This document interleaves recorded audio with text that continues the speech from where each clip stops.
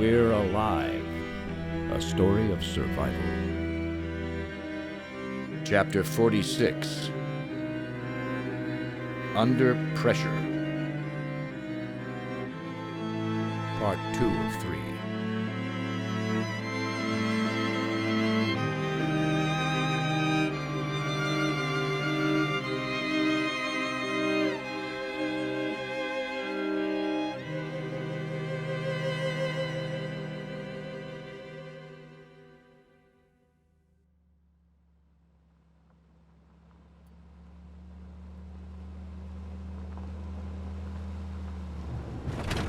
I'm just saying that if you keep working on it and changing things, you'll never get it done. Well, I want it to be perfect. That truck is gonna have to be able to go damn near anywhere. But if you keep adding more stuff, it'll be heavier. You'll use up a lot of fuel. We have plenty. What about the transmission? Or the engine? How much did those plates weigh on the sides? It could just break down easier. Well, if it breaks down, it breaks down. They still won't be able to get you inside. For how long? They could just wait you out. Remember how they found you at your shop? All right, touche. I will consider making some revisions. How is he? Just fine. Who knows how long we'll be able to use cars anyway? What will we do after the fuel's gone? We can't make any more, right? Well, I've been working on finding more about that biodiesel stuff. We're gonna need a lot of crops, and so less food. But even then, it's still so complicated to figure out. It may take some time. You could always ask him. Probably just tricked me into blowing myself up. Wait, stop! He's down.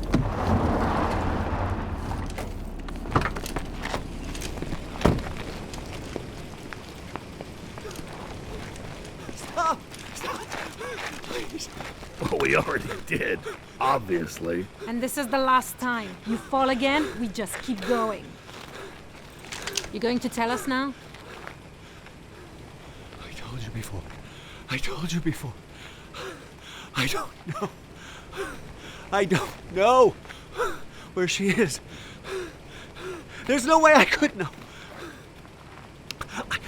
I took you to all the places she may have gone already.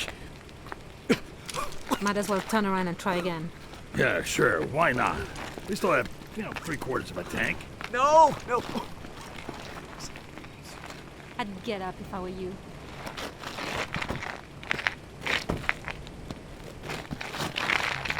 No! Stop! Please! Fine! I'll tell you! I know where she is!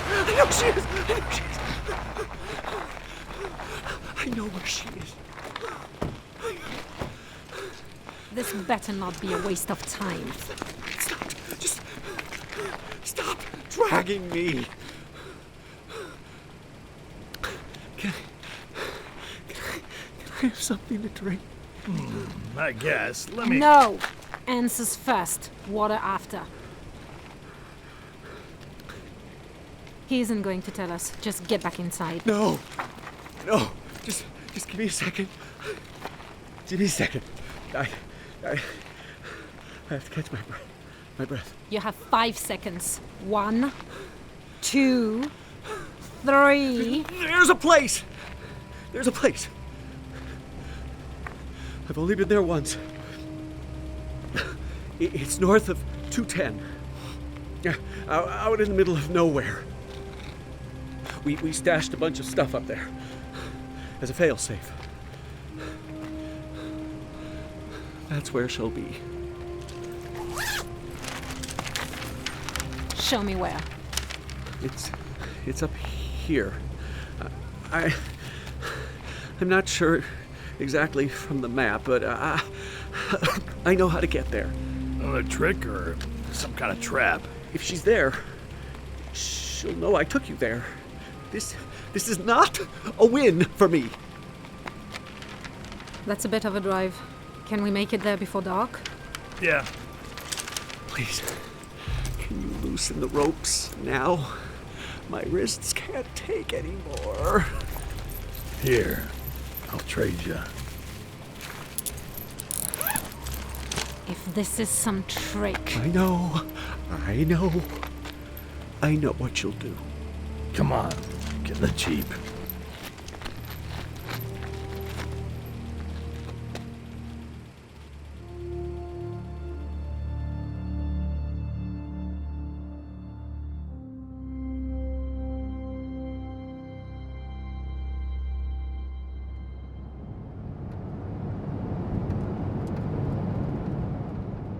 We'd already dropped off Cody when we arrived about 2 miles away from our target area. It was nerve-wracking to think this was the first stage of our assault.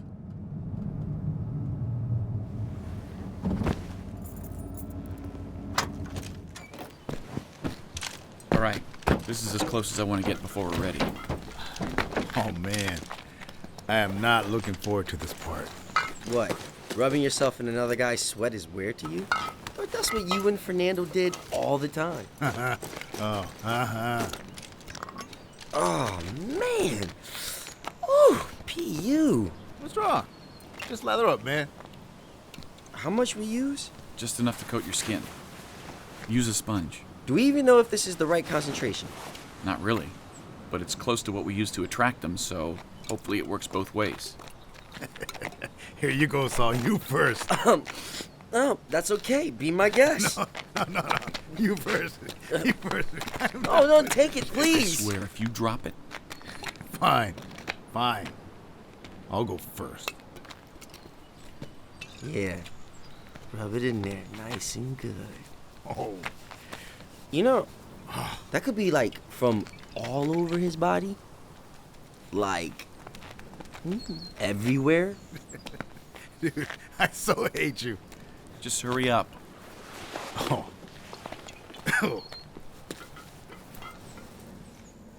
It was disgusting, but we got it done. We used about a third of the jar doing it. From there, we quickly got into the truck and proceeded to the first camera point, then the second, then the third. It was quiet in the beginning.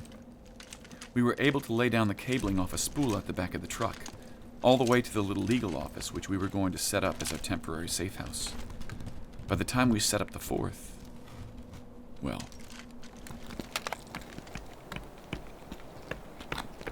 It's set up. tie it off. Make sure we don't pull it down with the cable. I did. Guys, look. From around the corner, we saw what we thought might be a lone wolf, one of the biters wandering alone.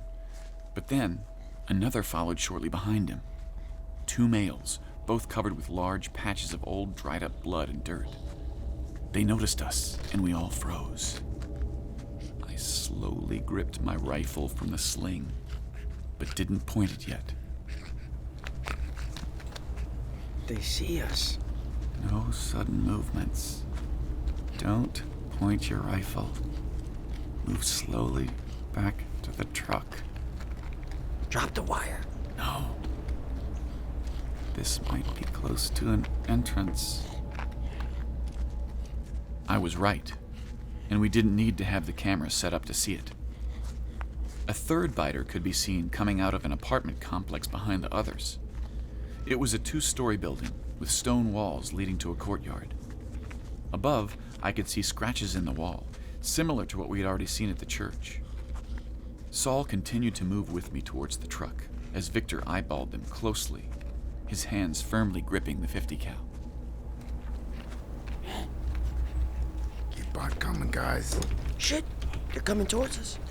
Keep going. We continued to inch towards the truck as one got within a few yards of us. This was the first time I'd seen one this close in a long time, without the motion and panic of it attacking. He stood there, a Korean man in his late 30s, balding, just continuing to watch us with his foggy gray eyes. The other 2 didn't pay much attention to us and continued on their way. This man sniffed the air, not turning from us. No hostility was on his face, just a blank expression, which was all the more creepy. Guys. Don't do a thing.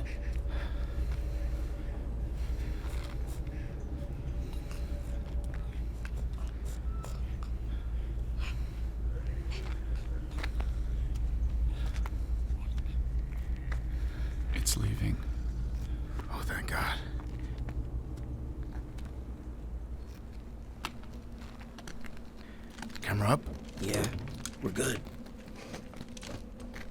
It actually fucking worked. That was close. Yeah, it might be wearing off, though. I think that other one might have smelled us.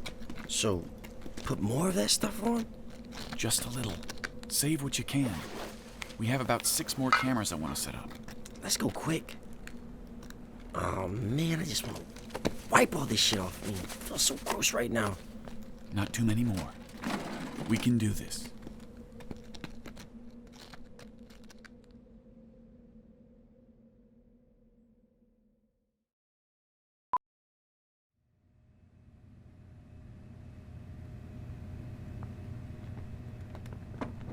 All right, go ahead and take any rooms you want on this floor.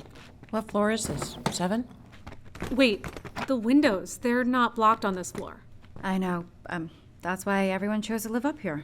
So something could come up the fire escape. Oh, no, relax. The fire escape has like a gap of 2 floors at the bottom.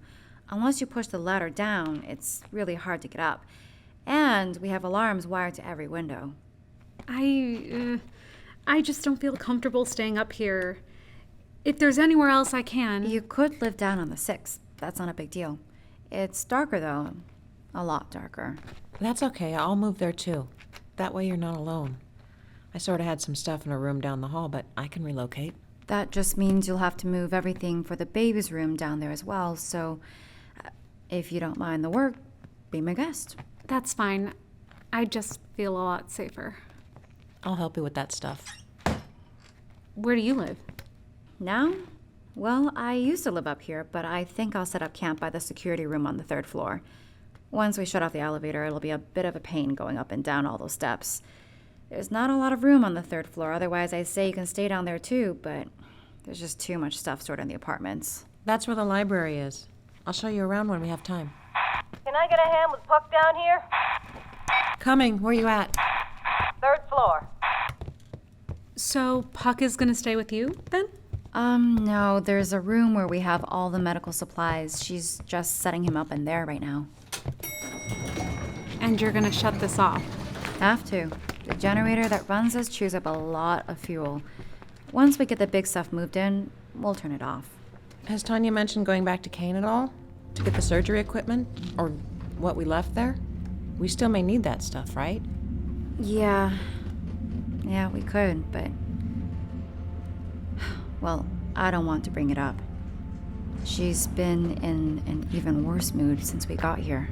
I think she associates this place with Lizzie. You're probably right. I know I do.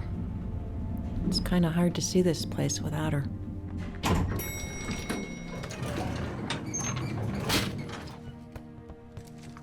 You mind pushing that in? Yeah, sure. Oh, we got wedged in the door.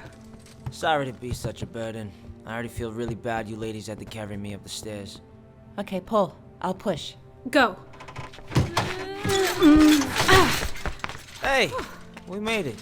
Cool. Hope, are you okay down there? Yeah, Lady and the baby are still asleep. All right. Well, the rest of you, get your stuff in the elevator and upstairs. Move quickly so I can shut it down.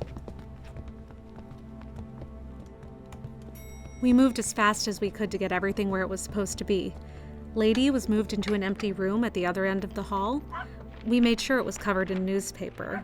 She didn't like it, but there wasn't any other place to put her. Kelly helped me move some of the baby stuff from Saul and Lizzie's old apartment. I left most of it since I wasn't sure when he was planning on coming back, and just took the essentials. What do you think? Crib here? Yeah, that's fine. Where do I put this stuff? It's just a bunch of packing materials? There's a trash chute in the hall right around the corner. Thanks. Where are the batteries you brought? Oh wait, never mind. Here they are. What'd you need? I just needed these for the new baby monitor. Oh, I already had one. Wasn't very good. This one's a lot stronger. Old building, thicker walls. Stay here. Say something. Okay. Hello, it's me, just here. Wah wah, baby crying. Yep, works fine. Then we're ready. We can have a baby now. I'm just gonna be your roommate, not your womb mate. What's that sound? It's coming from up there. Is that... What? Where's your radio? Here. Are you drilling through our ceiling? Why? Am I through? Yes. What the heck are you doing? You got your baby monitor? I have mine. I'm moving around a few of my cameras, that way I can keep an eye on things. You're not planning on installing those in all our bedrooms, are you? Why? Would that be bad? Yeah. Okay, I'll move them. Yeah. Safety, sure, but we need privacy. Fine.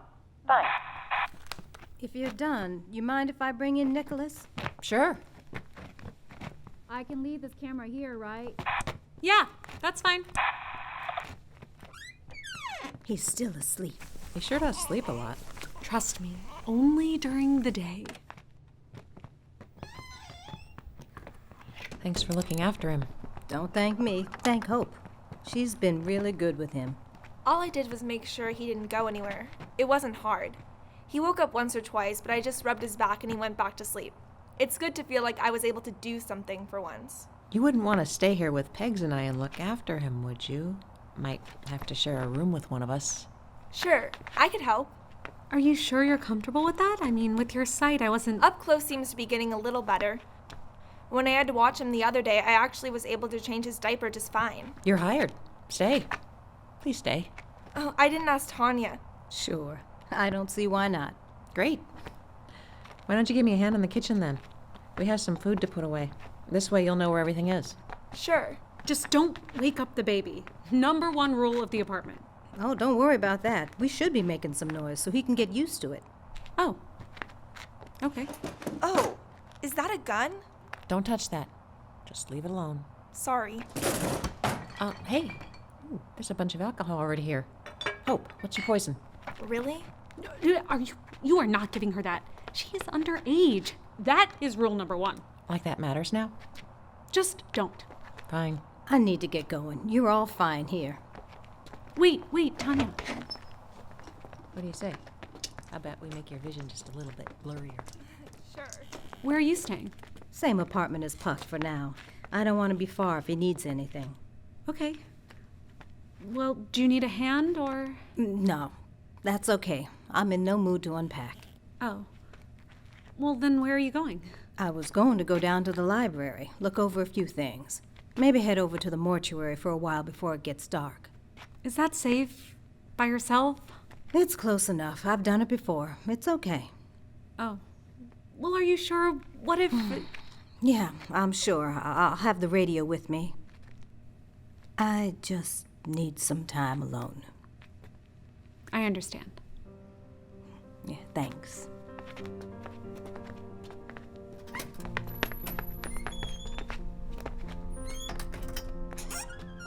Shot. Kelly! Oh. No.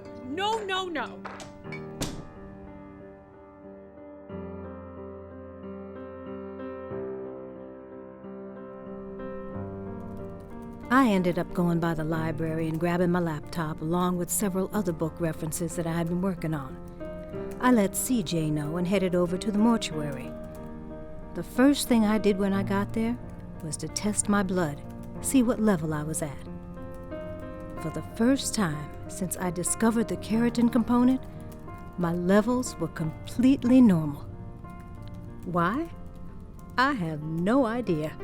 I didn't do anything different between then and the last test, but the results had been steadily decreasing.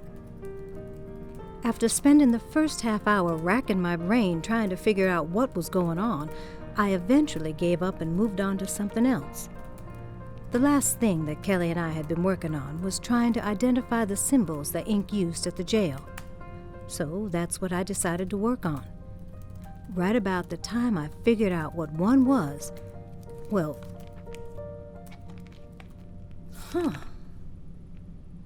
Tanya? Yes? You mind opening the gate? What? You're outside. Fine.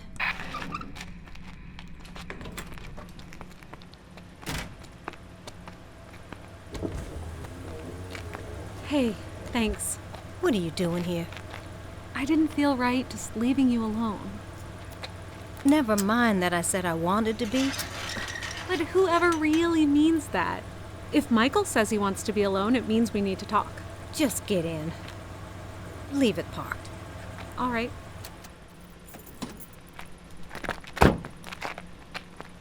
I was just going over a few books. Think I might have found something. Are there, in there? What? Bodies? Yes. And a few parts in jars. Oh. Fine.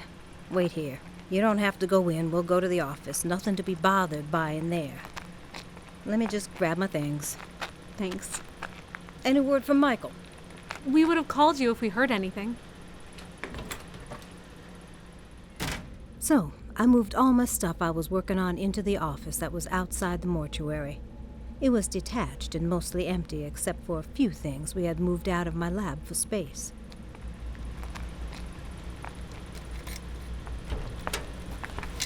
This better? Much. Thanks. Now, as I was saying, the symbols here, the ones we found at the jail and on ink, well, they all look very different from each other. And I thought they all meant something different, not connected, maybe even random. From what we could tell, they seem like they come from all over the place. Now, this one here. The Egyptian eye thing. The Eye of Horus.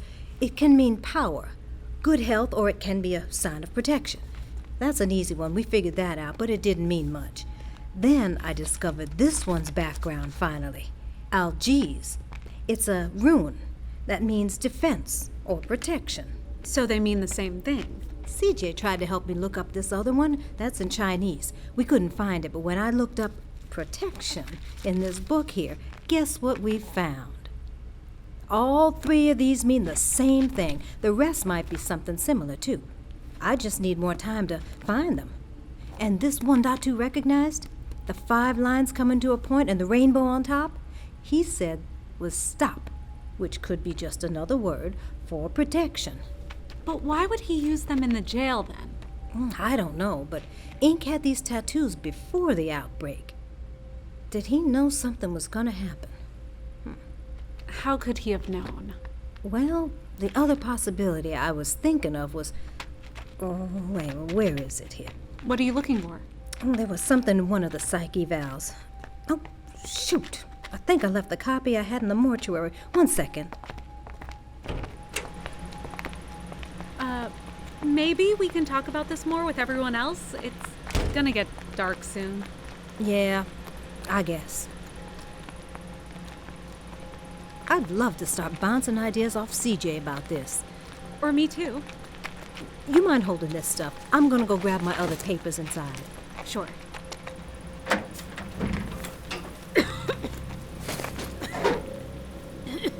You okay? I don't know. Pez, what's wrong? I can't be. What is it? What is it? I can't breathe. Oh, okay, shit, hold on. I'm gonna go call him. It's okay. It's starting to clear up. Wait, what? Right after I closed the door. Yeah. Wait here.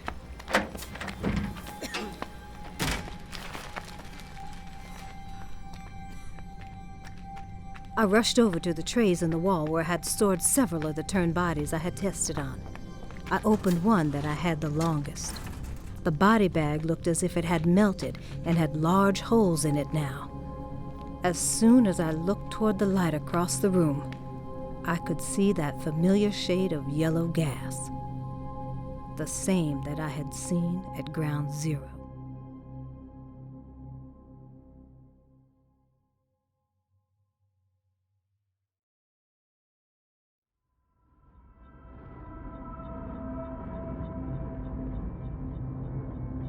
Join us again Monday for the next episode of We're Alive. And now, a word from our sponsors.